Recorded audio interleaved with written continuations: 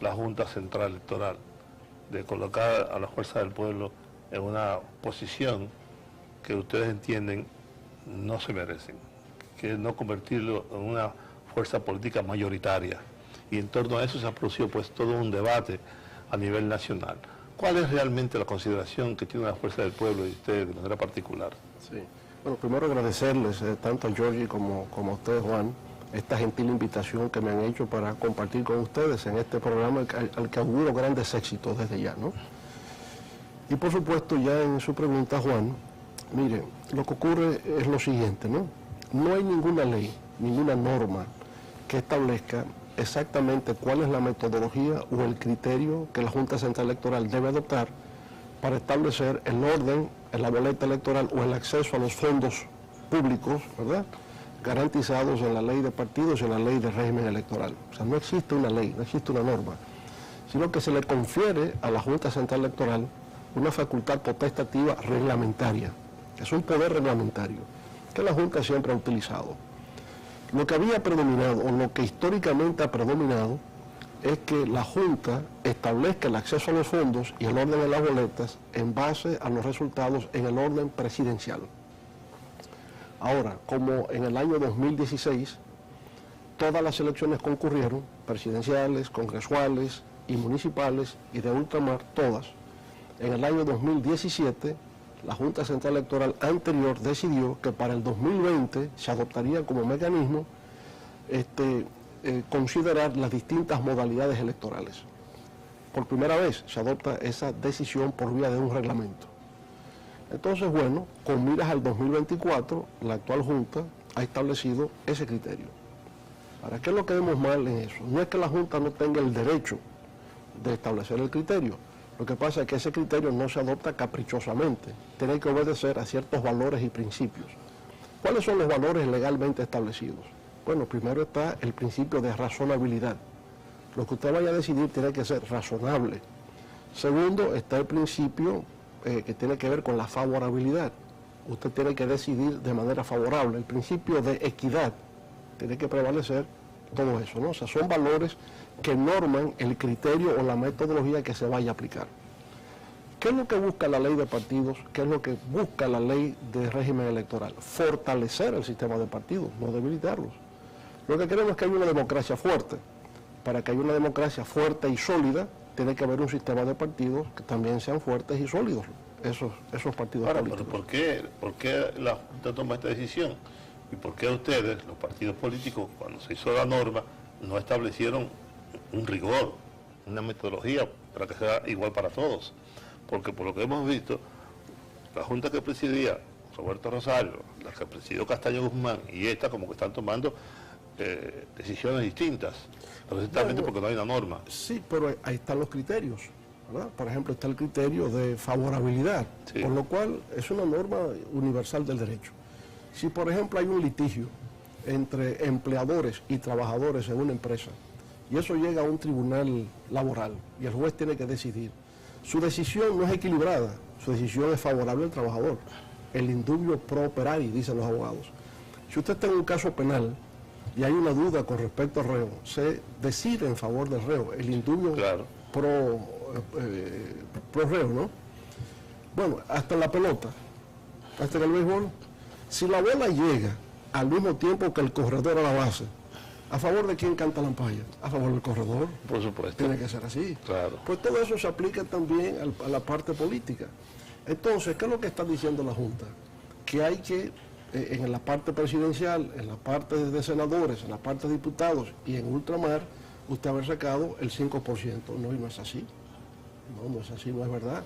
Si usted obtiene el 5% en lo que tiene que ver con lo presidencial, que es la elección más representativa, se supone que usted pasó el examen y pasa por consiguiente a acceder a los fondos de los partidos mayoritarios. Pero igual pasa con los demás. Para acceder al 12% de los fondos, usted no tiene que sacar el 1, el 2, el 3 o el 4% en todas las modalidades. Con que lo haga en una ya es suficiente. Pero además, en el caso nuestro específico de la Fuerza del Pueblo, vamos a ver, nosotros, nuestros candidatos que salían electos a diputados o senadores, no siempre salían en la boleta de la Fuerza del Pueblo.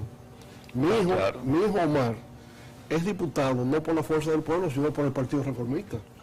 Porque íbamos en una coalición, y la coalición se personifica en la ley, y por tanto salió electo por el Partido Reformista, pero es de la Fuerza del Pueblo. Usted tiene el senador nuestro, que salió electo por la provincia de la Altagracia. Bueno, salió electo no por la Fuerza del Pueblo, salió electo por el PRM. ¿Y Bauta? Y Bauta salió electo por el PRM. Y Hanoi en San Juan salió electa alcaldesa por el Partido Reformista. Pero además, muchos legisladores y hasta alcaldes que salieron electos por el PLD, fue con el voto nuestro. Nosotros dijimos que se quedaran y vamos a votar por ellos. Entonces, esos votos nuestros están dispersos. Y es algo sí, que eso es verdad. Están dispersos. Son lo que ustedes llaman los aguacates. Aguacates, ¿verdad? En fin, es decir, al estar dispersos, obviamente que no me va a dar en el plano congresual o municipal el 5%, porque están muy divididos en distintas canastas. Luego, lo que hay que ver es eso. Hay que ver que en las peores circunstancias, con una pandemia donde solamente votó el 50% del electorado para la presidencial, cuando generalmente son 75%, todo eso se toma en cuenta para establecer un mecanismo de equidad razonable y de favorabilidad al conjunto de los integrantes del sistema, en este caso los partidos políticos, el sistema electoral de República Dominicana. Entonces, ¿qué es lo que hemos hecho? ¿Va a recurrir? Ya se recurrió. Ya se recurrió. Sí, se recurre en este caso, ¿verdad? Pero ustedes reclaman inconstitucionalidad en la medida. Claro, ¿en qué se fundamenta eso? Porque el principio de favorabilidad es constitucional.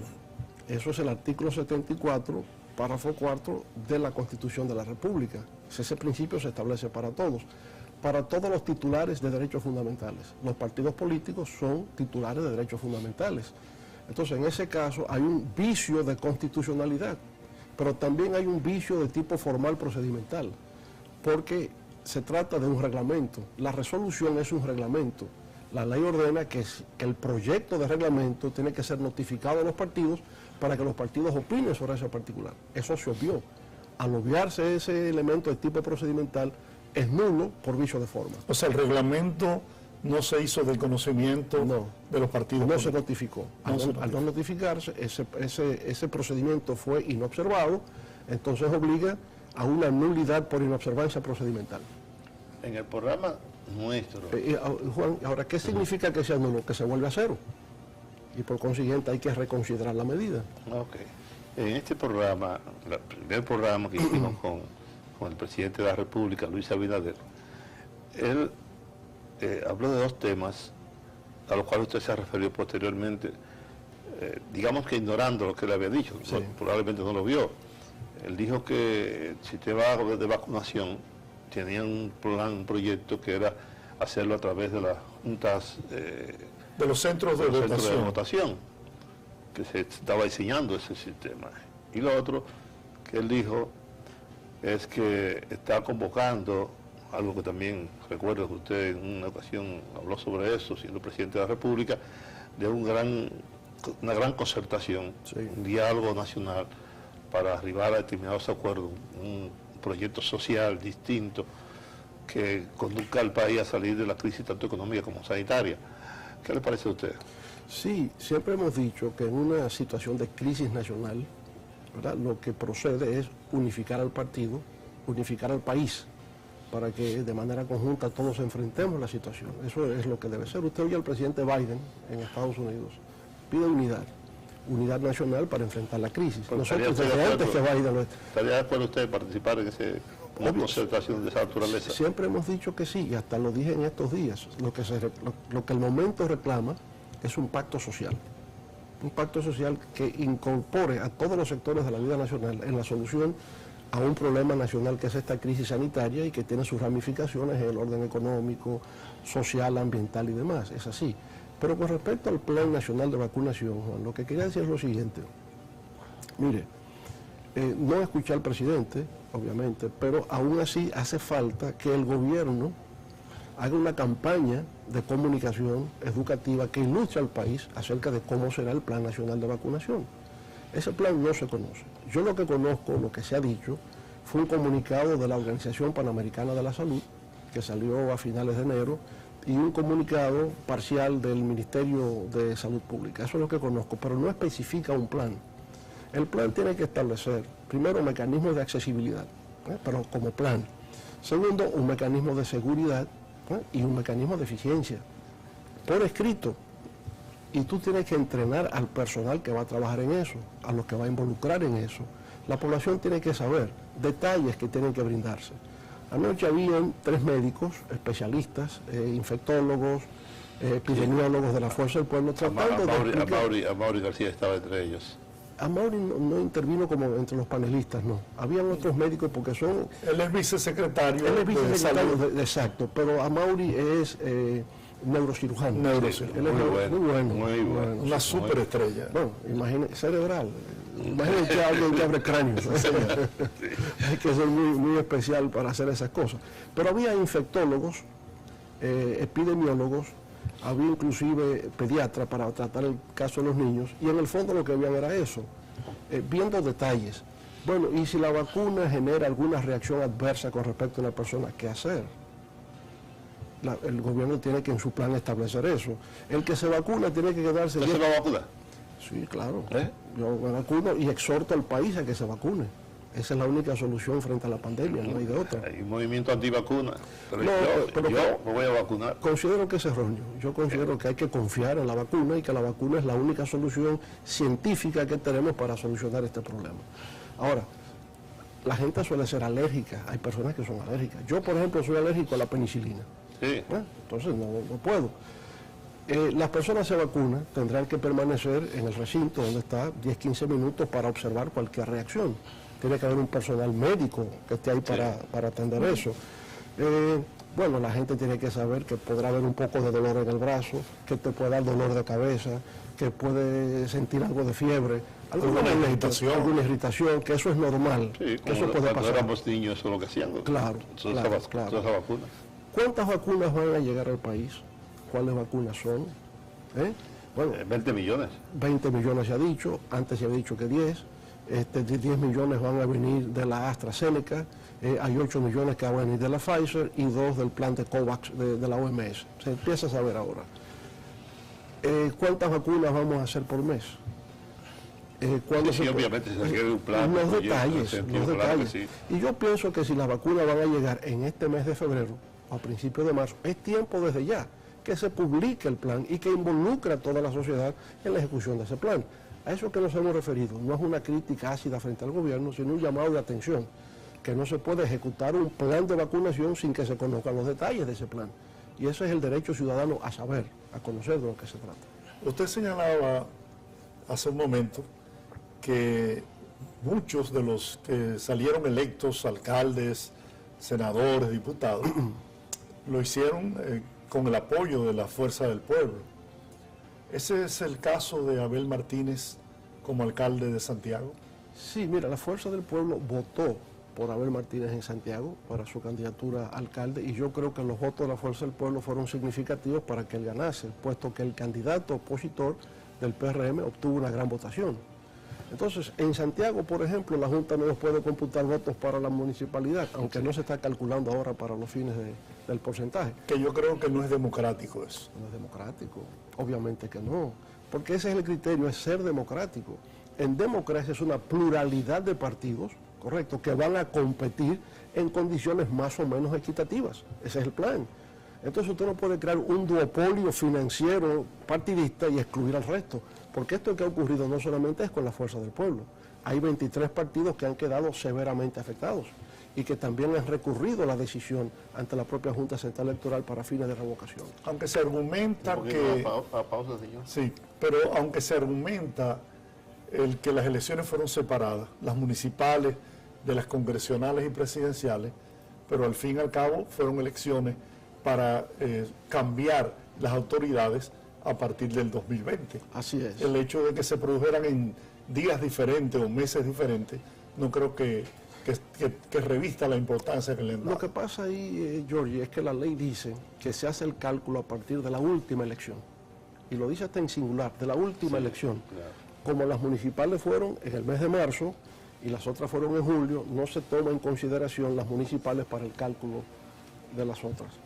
Presidente, con su permiso, tenemos que hacer una pausa. Regresamos en breve en Nosotros a las 8. Continúa viendo Nosotros a las 8. Ya regresamos. Solo un banco que por 79 años.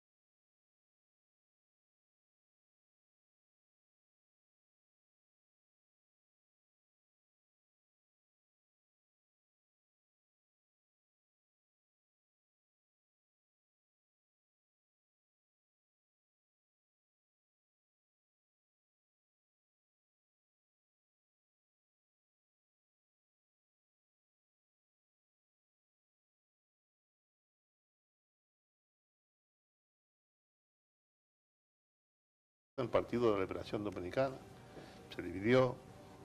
Usted, yo creo que lo forzaron a irse, no le quedaba otra opción. De hecho, se lo dije varias veces. Y formó lo que hoy conocemos como la Fuerza del Pueblo.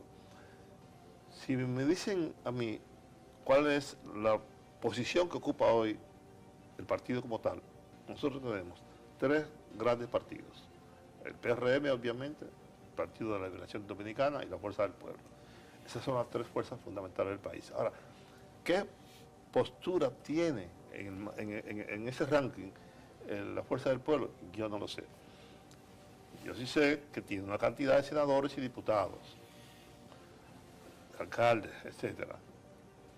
Pero cuantificarlo no resulta tan fácil, precisamente por lo que usted decía hace un rato, de la unidad con el PRM en unos casos, con el Partido Reformista en otros, etcétera. Pero hoy, que se ha producido un cierto éxodo del PLD hacia la Fuerza del Pueblo, y como ustedes vienen midiendo constantemente, ¿cuál es, a su juicio, la posición que en ese organigrama de fuerzas políticas tiene la Fuerza del Pueblo? Bueno, usted sabe que el periódico Hoy publicó en noviembre la encuesta Gallup, la última encuesta que se ha hecho, y en esa encuesta la Fuerza del Pueblo aparece con un 34% como el partido fundamental de la oposición, y el PLD aparecía con 16%. Entonces esa es la encuesta publicada que se conoce, ¿no? Ahora, nosotros somos una fuerza en construcción, ¿no?, que cada día se va desarrollando. Y por supuesto no solamente dependemos de las migraciones que se den del PLD o de otro partido hacia la Fuerza del Pueblo, tenemos que crecer también en vinculación con distintos sectores de la sociedad dominicana, y eso se va dando en el día a día. Esa fuerza va completamente creciendo. Ahora, fíjese la dinámica de la política y de la política electoral. Antes de la ruptura del PLD, en octubre del 2019, todas las encuestas indicaban que se ganaba cómodamente en primera vuelta con un 57%. Eso lo dio la unidad de inteligencia y The Economist, lo pronosticó. La ruptura obviamente es lo que causa fundamentalmente la derrota. Ahora, la Fuerza del Pueblo, ¿qué ocurre? Increíblemente, nosotros hasta abril del 2020, hasta abril, llegamos a tener un 31% de intención de votos, que medíamos. Cuando empieza a profundizarse la pandemia y el gobierno invierte en 3 meses 120.000 millones de pesos, el candidato del entonces partido oficial, que estaba en tercer lugar con un 23% de intención de votos, ese candidato pasa a colocarse en segundo lugar y nos desplaza a nosotros a tercer lugar con un 18%. Ese 18% fue la encuesta que ustedes recuerdan publicó Penn & Shorn. Estamos hablando en el mes de abril. Cuando ya se nos ve en un 17-18%, el electorado entiende, bueno, ya no podrá ganar la Fuerza del Pueblo este torneo, pero queremos salir del gobierno. De hecho, hay una alianza PRM-Fuerza del Pueblo en el aspecto senatorial, en el aspecto municipal. La gente entendió el eslogan de para afuera que van, se van, coincide, no queremos ir a una segunda vuelta electoral. Ese electorado se manifestó a través del PRM para desalojar de Palacio a los inquilinos de entonces. Creo que ahí está. Ahora, en el escenario postelectoral, había muchas inhibiciones en el PLD, gente que se sentían identificadas con nosotros, pero que no daban el paso por razones muy obvias. Tenían sus empleos, sus seguros de salud, no lo van a perder por seguir un proyecto político recién iniciado. Ya eso hoy no es problema. Ya no tienen esos empleos, ya han perdido sus seguros de salud, han entendido que la razón histórica está de este lado y por consiguiente se incorporan, ¿no?, a la fuerza del pueblo y de muchos otros sectores por igual. De manera que nosotros en estos momentos estamos, Juan y Giorgi, en la fase final del Congreso Constitutivo del partido. Ese Congreso va a terminar el día 7 de marzo. Con eso ya tenemos la definición, declaración de principios, estatutos, normas internas, línea organizativa, línea política, línea internacional, el papel de la mujer en el partido, la juventud, finanzas, es decir, todo lo que un partido necesita para poder operar sale de ese Congreso Constitutivo, profesor Juan Bosch. Él tiene una desventaja. Danilo Medina no puede ser candidato. Tiene una prohibición constitucional. Y como dicen siempre, las palomas vuelan donde hay pan. Así Entonces es. se queda sin candidato. En tanto que todavía usted está habilitado para hacerlo, aunque tengo un par de amigos que dicen que no. Pero esa es la realidad. Bueno, constitucionalmente y legalmente lo estoy. Y ya luego lo que tendría que darse es la habilitación ciudadana a través del voto, ¿verdad? Para que se produzca el éxito. Pero quiero decir que estamos en esa fase. Ya luego, terminado eso, nos vamos a preparar para el primer Congreso elector. Pero para ese Congreso elector entonces estamos trabajando en el padrón del partido. Un padrón que esté saneado, un padrón donde tengamos una militancia que realmente sea una militancia auténtica, real. Y ya con eso entonces iríamos, yo espero que a finales de este año, a un Congreso elector Manolo Tavares Justo, así se llamará ese Congreso. En honor al hecho de que nuestros compañeros que vienen del Partido de los Trabajadores Dominicanos, obviamente que vean en Manolo Tavares Justo a su líder y nosotros Yo fui fundador de ese partido. Usted fue fundador, por eso le esperamos con tanta ansias en la Fuerza del Pueblo. Pero Peñita y sí. yo éramos militantes juntos de la Línea Roja del 14 de junio. Exacto. Nos ascendieron a militantes el mismo día. Pasaron de la Línea Roja al PTD. Al PTD. No, porque la Línea Roja fuimos los que construimos la estructura unificada pro PTD y después se construyó. ¿Y usted pasó al PTD? Sí, yo estuve en el Congreso de Fundación del PTD, que lamentablemente cayó en lo que cayó después. Sí.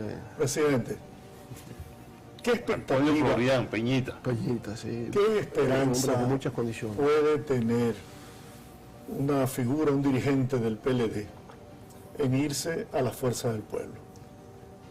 ¿Qué expectativa puede tener en su futuro político cuando definitivamente usted, no hay duda, será el candidato presidencial en el 2024 de la Fuerza del Pueblo? Entonces, esta gente se marcha del PLD porque se ha impuesto el autoritarismo. O sea, hay una intolerancia y un poder absoluto que dirige al PLD. Pero se van a la Fuerza del Pueblo y ahí está usted.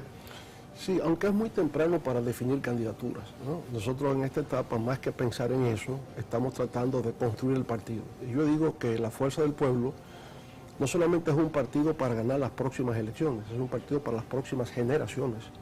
Queremos crear algo que sea duradero, algo que tenga relevancia en el tiempo, ¿no? Que tenga una capacidad de movilización de distintos sectores y un puesto en la historia. Eso, así es como visualizamos la Fuerza del Pueblo. Ahora, ¿por qué está migrando la gente, no solamente del PLD o de otros partidos, sino gente que no milita, gente que anda buscando un espacio de participación? ¿Por qué vienen a la Fuerza del Pueblo en estos momentos? Yo digo, porque la gente necesita, reclama que se restituya un sentido de dignidad a la política. La política dominicana se ha degradado demasiado. Hay una crisis ética en la sociedad en conjunto que se manifiesta sobre todo en la política. Y encuentran que en la Fuerza del Pueblo, que nace desde cero, pues efectivamente se pueden restablecer esos valores perdidos hoy día. el valor de la dignidad, el valor de la pertenencia, del orgullo, ¿no? Los valores éticos que son tan fundamentales. Eso juega un papel. Cuando Juan, usted o yo, nuestra generación, empezó a participar en política, nunca pensamos que nosotros íbamos a hacer nada. Lo que no podíamos hacer era indiferentes a lo que ocurría en el país. No éramos insensibles. Teníamos que participar de alguna manera. Y eso nos transmitía un sentido de orgullo. Yo soy parte de este proceso de transformación del país. Eso hay que restituirlo, eso hay que reconquistarlo. Y yo creo que hay mucha gente sana en este país, mucha gente noble que realmente quiere participar, pero no sabía por dónde. Y yo creo que el nacimiento de este partido brinda esa posibilidad. No, Juan señalaba, y cierto, muy acertada, el hecho de que, sin dudas, la derrota electoral del PLD se produce por la división. Yo era de los que decía que la oposición no debía apostar a la división del PLD, porque habían dado demostración de que se ponían siempre de acuerdo, eran políticos a tiempo completo. Sin embargo, se produce la división, aparentemente subestimaron el valor suyo, ¿no?, de tomar esa decisión. Se decía que usted no se atrevería a irse del PLD, a dividirlo. Finalmente pasó y la derrota electoral se produce. No hubo ninguna posibilidad de entendimiento entre las fuerzas que se disputaban la candidatura presidencial para que no se produjera esa ruptura. Sí, mire, la candidatura del PRM estaba estancada en los niveles que había logrado en el 2016. En todas las encuestas veíamos 34, 35, 36%. No se movía de ese rango. Con la división, en forma automática, un 10% de intención de votos migró hacia el PRM, que se colocó entre un 44 o 45% de intención de votos. Y estuvo navegando toda la campaña electoral en ese rango hasta el final. Yo diría que ya hacia el último mes, las últimas 3 semanas, pues logra colocarse para un triunfo en primera vuelta electoral. Pero la primera vuelta no se vio en el transcurso de la campaña, surgió al final. Creo que también la pandemia jugó su papel, la gente no querer ir a una segunda vuelta, exponerse a lo mismo, y bueno, se buscó la forma de que el Fuerza del Pueblo no puede ganar, vamos a unir nuestros esfuerzos en esta dirección y por eso se produjo. Ahora, generalmente... ¿Hubo un acuerdo con Luis Abinader, entre usted y Luis Abinader? Para la parte electoral, senatorial y la parte municipal, sí. Cuando salimos del PLD y ya se crea la Fuerza del Pueblo, se dio esa alianza. Y coincidíamos en las calles, ¿no?, en las mismas consignas, o sea que eso fue así. Ellos nos ayudaron en muchos votos, ¿verdad?, de candidatos, y nosotros les ayudamos a ellos, donde también nuestros votos serían la diferencia con el partido de gobierno. De manera que fue una cosa de mutuo beneficio lo que hicimos con esa alianza. Ahora, ciertamente hacíamos siempre un esfuerzo dentro del PLD de mantener la unidad, lo hacíamos. Lo que ocurre es que cuando yo salgo en el año 2012 y salgo después de haber contribuido a llevar al gobierno al poder, a mantener al PLD en el poder, a cambio de nada, porque nunca se pidió una embajada, ni un consulado, ni un ministerio, nada. Nosotros éramos una familia dentro del PLD y esas cosas materiales no se discutían en absoluto. Ahora, hay unos ataques hacia mí que empiezan muy temprano, ¿no?, y que se va escalando y tal cosa, y que uno en principio no sabía por qué ni de dónde venía. Eso va tomando sentido a medida que pasa el tiempo. Bueno, y se llega en el año 2015 a la idea de una reforma a la Constitución para una repostulación del presidente. Yo estuve en desacuerdo. Y estuve en desacuerdo porque cuando a mí se me ofreció cambiar la Constitución para quedarme, y usted es testigo de eso, el propio doctor Balaguer me sentó en su casa para decirme que él quería que yo lo hiciese porque veía en mí las posibilidades de que el país se mantuviese democráticamente estable y avanzando. Presidente, eso no se puede. Y mi argumento es que en la historia dominicana usted sabe lo que ocurre cuando eso se altera. Horacio Vázquez tiene que cederle a una dictadura que entonces se prolonga en el tiempo. Eso, en la historia dominicana eso es prácticamente una maldición histórica. Así que, no, y ya luego con ese criterio, cuando se me plantea en el PLD que se va a hacer eso, estoy también en desacuerdo.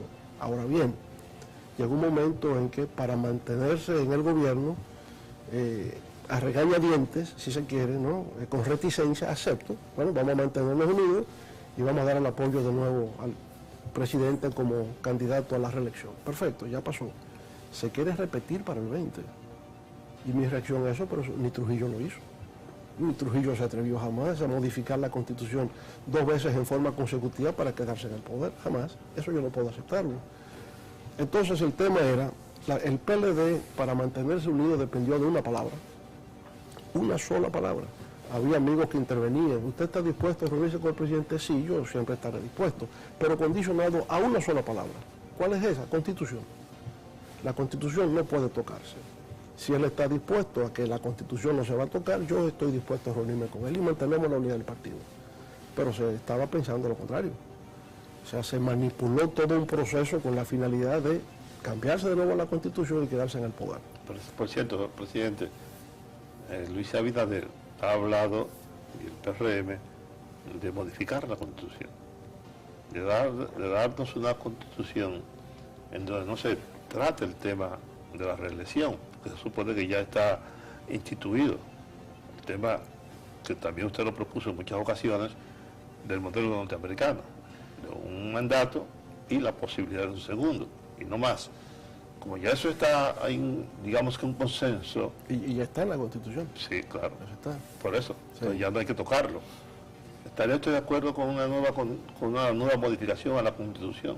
Dentro de que nos dé una Cámara de Cuentas distinta, un Ministerio Público realmente independiente, etcétera. Mire, en estos momentos no veo la necesidad.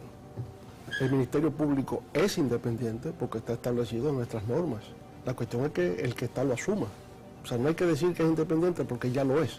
Legalmente ya lo es, ya está instituido como una entidad que actúa con independencia, con autonomía.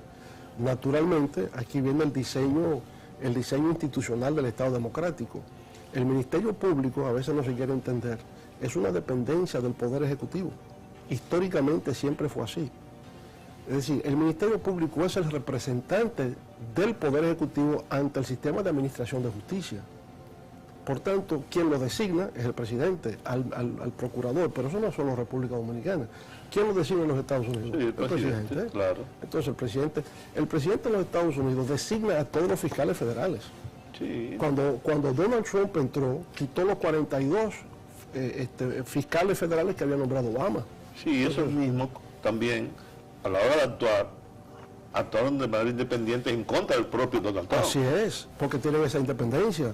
El presidente Donald Trump quería que William Barr, el último procurador que tuvo, actuase en su favor en el reclamo de que había habido un fraude. No, yo no puedo. Claro. No puedo hacer eso, porque entiende su función. Eso es parte de la cultura democrática e institucional que un país tiene. Entonces, no hay que cambiar la Constitución para decir lo que ya se sabe, que el Ministerio Público es independiente. No veo la necesidad. Yo cito el Ministerio Público, pero así hay otras áreas. No veo necesidad, Juan, en estos momentos.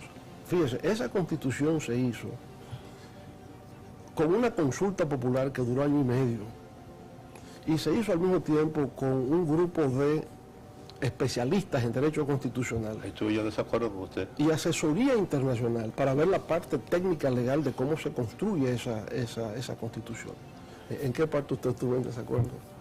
Porque usted había dicho que podría ser que sería la consulta popular la que establecería el método, si era una constituyente o por el contrario, si iba a ser de otro modo, y se hizo de otro modo, a pesar de que el 62% de la población pedía una constituyente. No, vamos a explicarle. La figura de la consulta popular no existe legalmente. O sea, ni está en la Constitución ni está en ninguna ley. Eso fue un gesto democrático del gobierno. Sí, exacto. O sea, vamos a someterlo a consulta. Pero como no está legalmente en ninguna parte, no era vinculante, era una consulta. Pero tampoco la consulta estableció que fuera por una constituyente. ¿No? La mayoría de la gente sí. No, claro. en absoluto. Lo podemos buscar y usted verá que no. Se entendió por la reforma y yo lo expliqué en este sentido. Mire, una constituyente se hace cuando se trata de la evolución del viejo régimen. Hay una dictadura, la dictadura cae, hacemos la transición a una democracia, entonces en ese caso usted convoca una constituyente. Por ejemplo, Chile. Ahora Chile va a ser una constituyente. ¿Por qué? Porque están dejando sin efecto la constitución pinochetista. Finalmente. Ese tiempo debió haber Pero usted ve el sentido que tiene. Esa constitución es la de Pinochet, no la queremos. Queremos una constitución verdaderamente democrática. ¿A quiénes elegimos? A constituyentes. Pues, pero aquí la constitución del PLD no la queremos. No, porque es un régimen democrático. Usted no podrá estar de acuerdo, pero es democrático. Y los diputados y senadores que fueron electos en el 2010 eran legítimamente democráticos para reformar la Constitución. Y no estamos demoliendo un viejo régimen dictatorial, no, estamos fortaleciendo un sistema democrático que es diferente. Entonces, hubo mucho de propaganda que constituyente y la gente se entusiasma y empieza a decir cosas, pero no compete, porque una constituyente, cuando acabamos de elegir senadores y diputados que son los representantes de la soberanía popular en el Parlamento de la República, ¿por qué?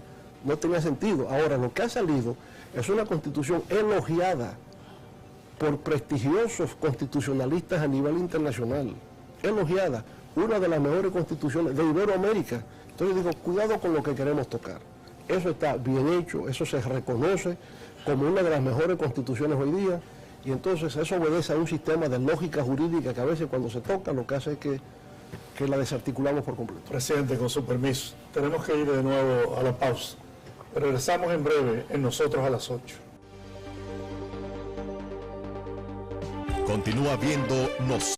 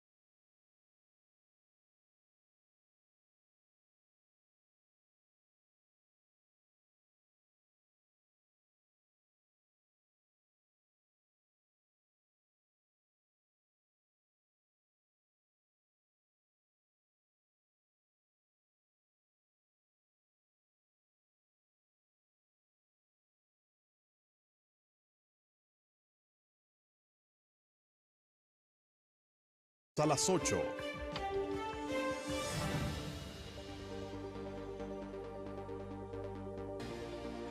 Amigos, seguimos esta interesante conversación con el presidente Leonel Fernández, que cabe destacar que me atrae de su figura, de su personalidad, su educación, su sencillez y el trato distinguido que siempre nos ha dispensado. Eso quiero hacerle ese reconocimiento público. Por eso es recíproco de ambos. Sí, por eso es lo una digo. poner recíproca de ambos. Así es. Presidente, ¿cómo usted evalúa estos 5 meses y días que tiene el gobierno del presidente Luis Abinader? Bueno, primero entender el contexto en el que surge este gobierno. Es la más profunda crisis, no solamente nacional, sino mundial, que tenemos en un siglo. Por tanto, eso tiene algunas restricciones en las posibilidades, lo que tiene el actual gobierno para poder obrar y para poder trabajar en función de lo que habrían sido sus aspiraciones mayores, ¿verdad? O sea, hay unas limitaciones que el gobierno tiene fruto de la situación de crisis en que nos encontramos. Esa crisis primero es sanitaria y se refiere primero a que hay personas que se enferman, están contagiadas, pero otros que fallecen. La República Dominicana está en la parte del mundo, en las Américas, que representa el 12% de la población mundial y tiene el 50% de los muertos por COVID. ¿Verdad? Que es el epicentro mundial de la epidemia. Estamos muy vinculados nosotros con los Estados Unidos y especialmente con la ciudad de Nueva York, la ciudad más afectada a nivel mundial, donde viven más de 1 millón de dominicanos. Esa es nuestra realidad. Económicamente, el gobierno se encuentra con una situación en la que va a tener en el año 2020 una caída del producto de menos 7.2%. En algún momento se calculó que podía llegar hasta menos 9, menos 7. Pero menos 7.2%, yo no recuerdo cuándo en la historia dominicana hubo una caída del producto de menos 7.2%. Es una cosa catastrófica. Que tiene una caída de los ingresos fiscales cercana al 9% del Producto Interno Bruto. Eso se llama una catástrofe. Entonces, esa es la realidad en la que el gobierno se encuentra. Por tanto, la tesis nuestra ha sido colaboremos, cooperemos con el gobierno para que no colapse la República. Esta es tarea de todos. Naturalmente, el gobierno fue electo para asumir su responsabilidad, pero no lo puede hacer solo. En esta etapa, el gobierno tiene inevitablemente que incorporar, que integrar a todos los sectores sociales para, en base a la concertación, al diálogo, construir un plan que nos permita avanzar. Entonces, bueno, el gobierno, yo veo al presidente con quien no tenía antes una relación muy cercana, para quien he podido valorar en su periodo de gestión. Es un hombre decente, es un hombre razonable, que quiere hacer un buen gobierno, que hace el esfuerzo, es lo que podemos decir. Pero si me diría, viendo toda esa realidad, siento que el gobierno tendría que focalizar mejor cuáles son las prioridades, porque no puede hacerlo todo. Si usted tiene una caída en los ingresos, si usted ha tenido que incrementar el gasto público para atender el sistema de protección social, el gobierno no puede hacer todo lo que quiere hacer. Digamos que salud y la recuperación económica deben ser los elementos fundamentales en estos momentos. Claro, entonces salud es lo básico, sin salud no habrá lo otro. Claro. Correcto. Y dentro de salud, en lo inmediato, el Plan Nacional de Vacunación. Y yo diría, el gobierno tiene que salir ya explicándole al país en qué consiste su Plan Nacional de Vacunación. No digo esto como crítica, lo digo como una forma también de colaborar con lo que entendemos nosotros, la fuerza del pueblo, que debe hacerse. Además que ese es el rol de ustedes como oposición. Sí, pero es decir, no puede ser un plan que nadie conozca, que nadie lo pueda explicar, que nadie lo pueda decir. Creo que llegó el momento, si las vacunas llegan a final de febrero o principios de marzo, ya es tiempo de que se vaya explicando al país los detalles del Plan Nacional de Vacunación. Me parece eso, porque esa es la prioridad. La salud es la prioridad, y dentro de la salud la vacuna es la prioridad para que podamos salir hacia adelante. Por tanto, hay que darle a eso toda la importancia que eso tiene, no dejarlo como un elemento secundario.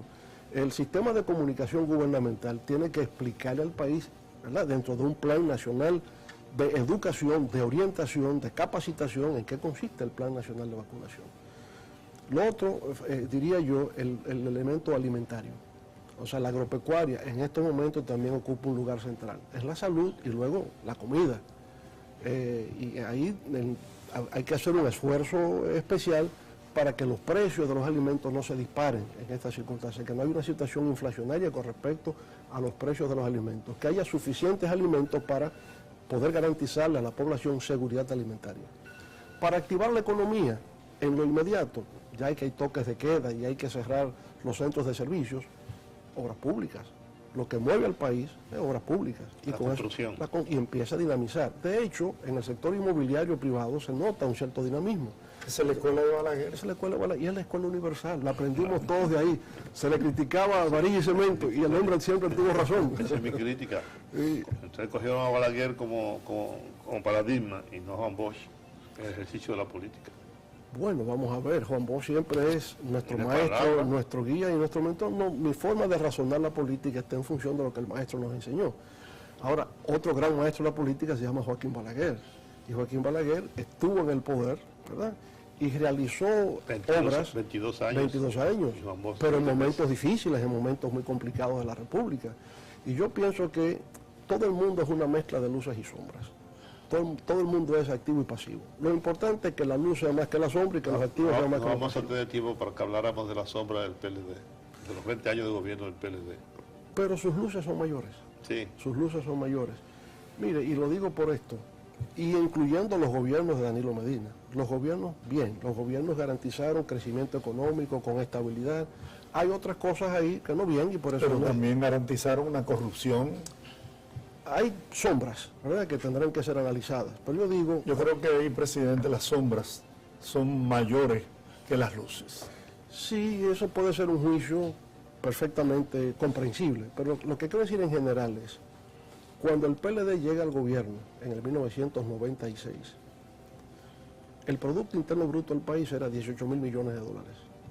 Cuando yo salgo son 65.000. Por tanto, hay 3 repúblicas adicionales en términos de capacidad de generación de riqueza que la que encontramos. El gobierno anterior lo lleva a 84.000, o sea, siguió el proceso. Nosotros calculamos que para el 2024... Pero endeudaron el país enormemente. Yo recuerdo que el compañero amigo ex gobernador del Banco Central dijo que Danilo endeudó el país más que todos los gobiernos anteriores desde su fundación de la República. Mire, eso es relativo, lo podemos discutir, porque en realidad la deuda pública, incluyendo la del Banco Central, estaba en alrededor de un 52% del PIB. En términos relativos, eso no es nada. La deuda, por ejemplo, de China es de un 250% del PIB. La deuda norteamericana son 130% del PIB. La deuda italiana... Son potencias, países muy grandes. No, y no solo muy eso. grandes. Ahí que voy. Pero no solo eso, presidente.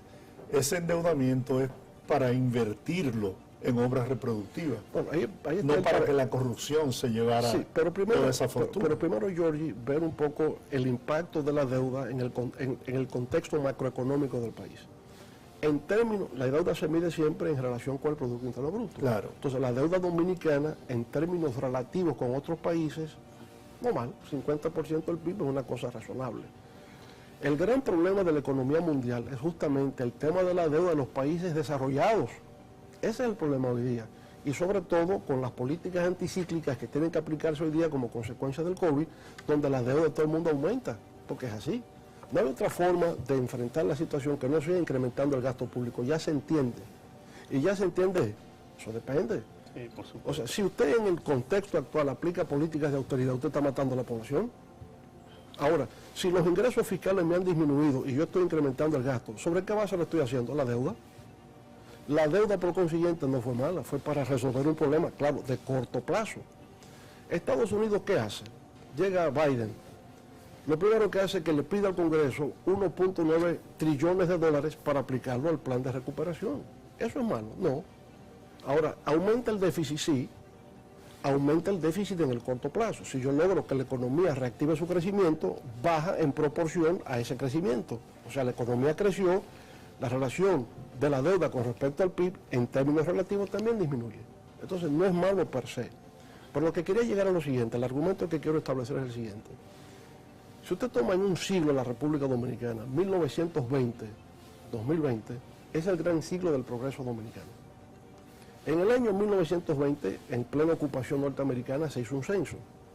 Para entonces la población del país llegaba a 800.000 habitantes. No llegamos a 1 millón de habitantes. Una población rural, no había caminos, no había carreteras. Las primeras las construyeron los norteamericanos. No había acueductos, no había electrificación, nada. El país era una aldea. La República era una aldea 100 años atrás.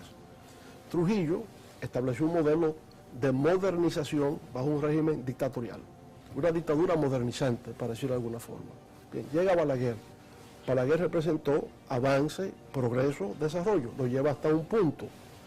Llega el PLD, dura 20 años en el gobierno y acelera el proceso de cambio en el país. Nadie podrá negar que hubo una transformación económica, social, de infraestructuras durante esos 20 años.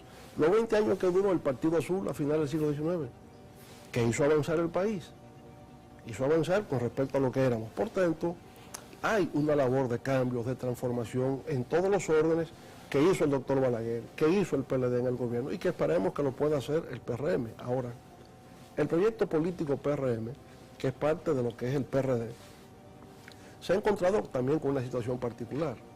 Después de 8 años de gobierno, don Antonio y Salvador Jorge Blanco, en el 86, el doctor Balaguer vuelve. Del 1986 al 2020 transcurren 34 años. Y en esos 34 años el proyecto PRD quedó fuera del poder 30. Quedó en la periferia de la historia. Ahora ha retornado. Yo pienso que hay más conciencia, hay más experiencia, ¿verdad? En función de lo que ha ocurrido, lo que ha visto y de su propia experiencia anterior. Y ese es el gran reto que tiene ese partido. El poder estar a la altura de las expectativas en una situación de crisis, de una pandemia. La primera pandemia es realmente de carácter global que abarca los 5 continentes, ninguna otra que esta ha tenido. Es decir, en circunstancias muy difíciles, para poder gobernar se requiere mantener la gobernabilidad democrática. Y eso es el diálogo permanente y la concertación. Presidente, para terminar. Y yo no quisiera terminar esto, 2 cosas. Uno, mandarle saludo a su querida madre, Gracias, que estuvo media seada. Sí, gracias por eso. Y la otra, la única vez que yo lo vi a usted triste de verdad, fue con la muerte de nuestro querido amigo mutuo, nuestro Jimmy Sierra. Jimmy Sierra. Sí, ciertamente. La última vez que nos vimos fue allá en su casa precisamente. Claro, él tuvo el buen gesto de hacernos reencontrar y discutir cosas, ¿verdad? Diferencias del pasado o incomprensiones. Por cierto, se quedó con un libro mío él. ¿Se quedó? Sí. Bueno, tenemos que hablar con Samuelito para ver si lo encontramos allá, ¿verdad? Pero ciertamente Jimmy para mí fue mi hermano. Un hermano, y fue un mentor, guía para mí en ese momento en que uno es un adolescente y va creciendo y va avanzando. Fue un referente. Un hombre intelectual, un hombre honesto. Siempre totalmente desprendido, desinteresado de cosas materiales. Totalmente desprendido Jimmy. Y un gran creador. Un gran artista creador. El teórico. El teórico. Claro. Yo tengo una anécdota de Jimmy. y es que siendo yo director del Canal 4, en los primeros 6 meses de la gestión del presidente Fernández, fue un día a buscarme y me dijo, vamos a Palacio que el presidente quiere conversar con nosotros. Y yo lo miro y digo, Jimmy, pero tú estás en jean, con un polo chorcito, Sí. en tenis y media. Me dice, vamos a Palacio. Digo, pero es que está prohibido entrar así. Sí, pero no para mí. Pero no para él. Ciertamente. presidente. No, gracias Gracias. a ustedes por tan gentil Gracias. invitación. Y muchos éxitos en este programa. Gracias y esperamos más adelante, ¿no? Poder tener otra conversación con usted. Gracias. Muy agradecido de su condescendencia Muy amable. para con nosotros. Bueno, señor, despide el programa. Amigos, hasta aquí nosotros a las 8. Nos encontramos mañana por este mismo canal. Por una democracia sólida y un periodismo libre, ético